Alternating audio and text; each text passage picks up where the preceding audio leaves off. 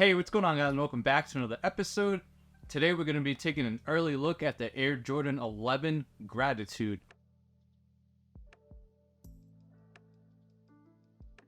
Now, this sneaker is supposed to be dropping on December 9th, and Nike actually did a shop drop on these last week. And at this point, I don't know if we can call shop drops. I feel like people already know days in advance when Nike's going to be dropping a limited supply of some of their upcoming releases. But nonetheless, I was actually able to grab a pair.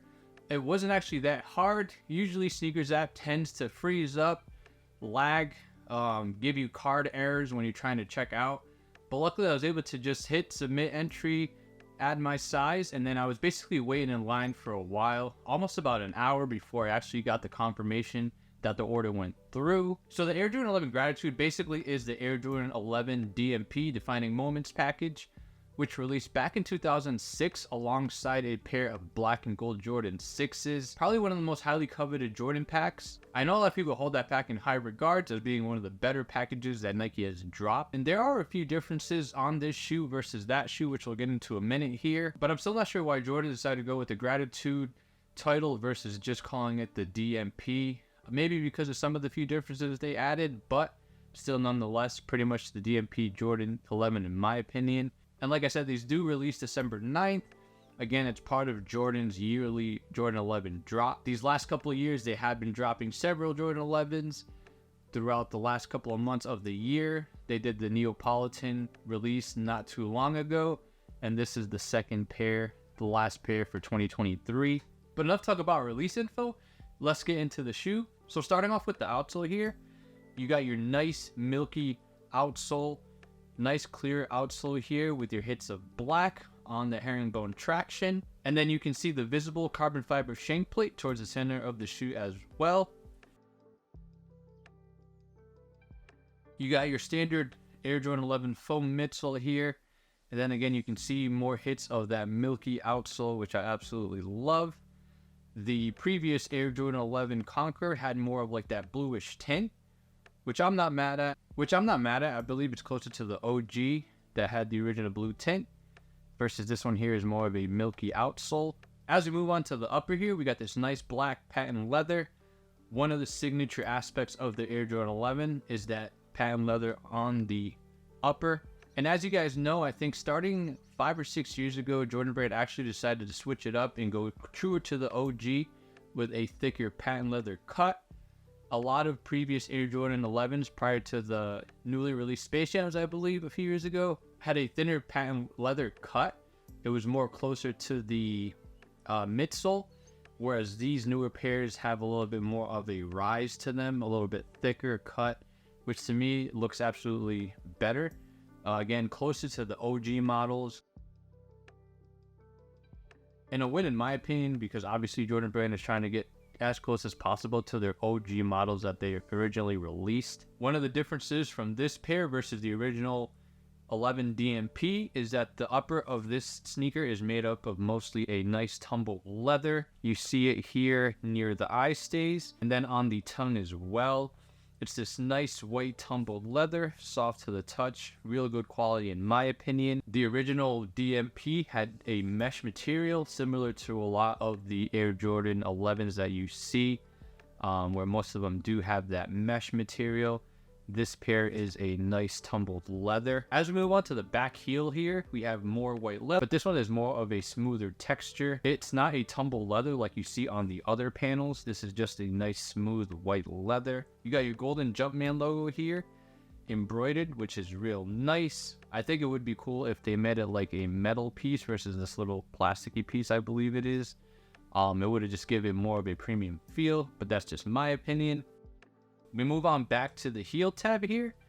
Not much going on, but you got your heel tab here in black, and then you got your 23 embroidered in gold. Real nice. I love that they embroidered this because I believe on other Air Jordan 11s it's just like a screen print, which kind of makes it feel a little bit cheap. Not that bad, but still I love the embroidered versus just the screen printed or screen pressed 23. Looking at the tongue again here, again more of that nice tumbled white leather. It just looks really good in my opinion. Seeing the tumbleness of it just gives it more of that quality look. You got your white roll laces, your standard Air Jordan 11 roll laces. And then you got your standard Jordan 11 tongue tab here in the center of the tongue, which says Jumpman Jordan in white. And then you got your Jumpman logo in gold. You got your patch on the back of the tongue here. You got your patch which says quality basketball product created in gratitude by the greatest player ever. And then on both sides of that patch, you have your thank you, which you will see, which is on the inside of the box, which I'll show you here in a minute. On the inside of the shoe here, you got your standard black sock liner, black insole, and then you got your 23 logo in gold. Looking at the medial side here, not much going on that I haven't already mentioned, just more of that nice tumbled leather. And then you got that beautiful cut of black patent leather as well. Just nice and shiny. Taking a look at the box here, obviously a little bit different than what we've seen in past releases. This is a lift up top box. On the inside, you got thank you in gold. You got your golden Jumpman logo on the top of the box. On the side of the lid, you got your 23 in gold.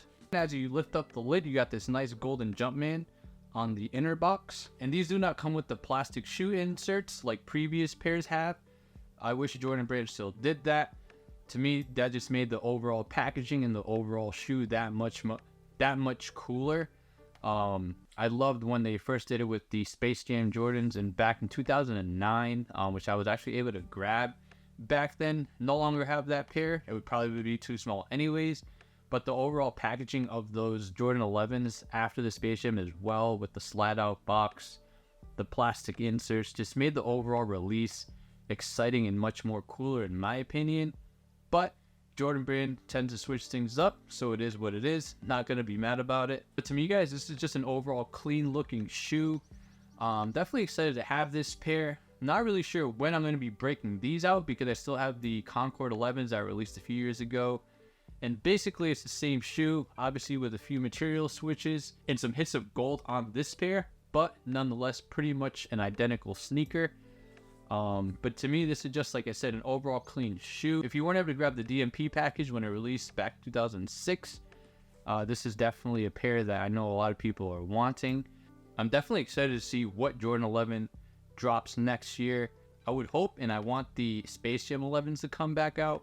I know even though they released 5 or 6 years ago, I was not able to grab a pair and I don't want to pay the resale for them. So if Jordan Brand drops those, I'd definitely be excited for that pair to come out. Even though I know they're rumored to be releasing the low top version sometime in the summer next year, I would still like to see the high top drop for December. But let me know what your overall thoughts are on these guys. Is this a cop for you guys? Is this a pass? Is this the best sneaker dropping in December? Let me know what your thoughts are. And resale for these is surprisingly not that much over retail. Some pairs, some sizes are actually going at retail, if not slightly above, maybe 20-30 bucks. So if you guys are interested in buying a pair of these, I'll be posting that information in the description box below for you guys. But I hope that anyone that is looking to grab a pair of these is able to. I feel like everyone that wants a pair of these will be able to grab a pair as long as they put in a little bit of work. And looking at the resale prices, I don't think these will be that hard to get because Jordan Brand usually tends to mass produce the Jordan 11s every year. But yeah, let me know what you guys think of these guys, and let me know if you guys are able to grab a pair when these release. But like always, thanks for your support. Please like, comment, subscribe, and I'll see you guys later.